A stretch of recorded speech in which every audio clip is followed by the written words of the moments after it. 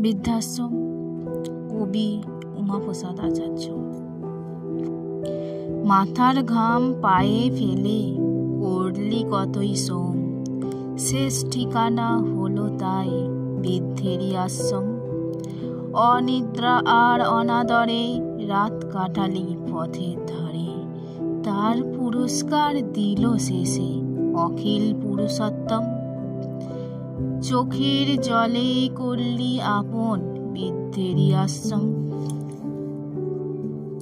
দারা পুত্র লয়ে সাথে করলি কুঁড়ে ঘর, সন্তান তোরে নিঃস্বরিক্ত খালি হলো অন্তর।